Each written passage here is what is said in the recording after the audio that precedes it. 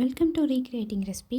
இன்றைக்கி நம்ம வெங்காயமே சேர்க்காம கல்யாணத்துக்கு செய்கிற கத்திரிக்காய் கிரேவி வந்து எப்படி செய்கிறதுன்னு சொல்லிட்டு இன்றைக்கி நம்ம பார்க்கலாம். இந்த ரெசிபி வந்து ரொம்ப ரொம்ப டேஸ்ட்டாக இருக்கும். கண்டிப்பாக எல்லோரும் ட்ரை பண்ணி பாருங்கள். இப்போது அதுக்கு ஒரு பேனில் அரை கப் நல்லெண்ணெய் சேர்த்துக்கலாம். இந்த ரெசிபி நல்லெண்ணெயில் செஞ்சால் ரொம்ப டேஸ்ட்டாக இருக்கும். அதுக்கப்புறமா இது கூட 1 டேபிள் ஸ்பூன் முழு மிளகு பவுடர் இல்லை, முழு மிளகு சேர்த்துக்கலாம். அதுக்கப்புறம் 1/4 டேபிள் ஸ்பூன் வெந்தயம், இது கூட 1/4 டேபிள் ஸ்பூன் சீரகமும் சேர்த்துக்கலாம்.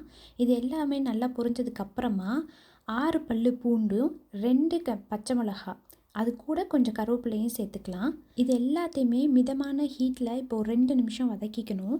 கருவேப்பிலை இன்னும் நிறையாவும் சேர்த்துக்கலாம், நல்லா டேஸ்ட்டாகவும் இருக்கும். இதுக்கப்புறமா ஆனியன்லாம் எதுவும் சேர்க்காம டைரெக்டாக 1/2 கிலோ கத்திரிக்காய் கட் பண்ணி வச்சுருக்கேன், அதை இது கூட சேர்த்துக்கலாம். சேர்த்து இதை நல்லா ஒரு 3 நிமிஷம் கண்டிப்பாக இந்த எண்ணெயிலே நல்லா வதக்கணும். இந்த எண்ணெயிலே கத்திரிக்காய் வதங்குறப்ப நல்லா டேஸ்ட்டு கொடுக்கும். இதுக்கப்புறம் இது கூட 1/2 டேபிள் ஸ்பூன் உப்பும் சேர்த்துக்கலாம். 3 நிமிஷம் கத்திரிக்காய் வந்து நல்லா வதங்கணும். வதங்கினதுக்கு அப்புறமா 2 மீடியம் சைஸ் தக்காளி சின்ன சின்னதாக கட் பண்ணி வச்சுருக்கேன். அந்த 2 மீடியம் சைஸ் தக்காளி இந்த ஸ்டேஜில் நம்ம வந்து ஆட் பண்ணிக்கலாம். ஆட் பண்ணி நல்லா வதக்கிக்கலாம். இது ரெண்டுமே, இந்த கத்திரிக்காய், தக்காளி, நம்ம போட்டிருக்க பச்சை மிளகாய், இது எல்லாமே நல்லா அதிலேயே வதங்கணும்.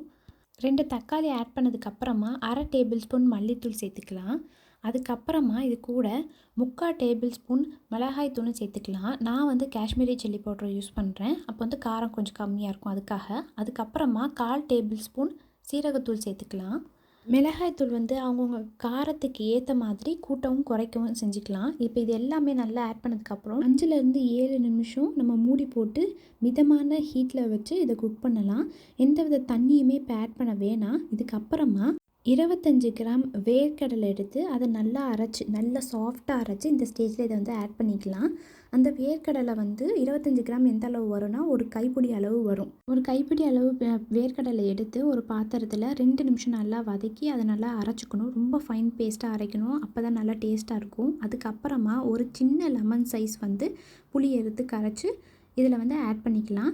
நம்ம ஆல்ரெடி 2 தக்காளி வந்து ஆட் பண்ணியிருக்கோம். ஸோ ரொம்ப புளிப்பு ஆட் பண்ணோன்னா ரொம்ப புளிப்புத்தன்மை அதிகமாயிரும். இந்த புளித்தண்ணி சேர்த்து 5 நிமிஷம் நம்ம கொதிக்க விட்டால் போதும். சூப்பரான வெங்காயமே சேர்க்காத பாய் விட்டு கல்யாண பச்சடி ரெடி ஆயிடுச்சு. இது சூப்பர் டேஸ்ட்டாக இருக்கும். வெங்காயம் ஆட் பண்ணலன்னா கூட நீங்களும் ட்ரை பண்ணி பாருங்கள். தேங்க்யூ ஃபார் வாட்சிங் திஸ் வீடியோ.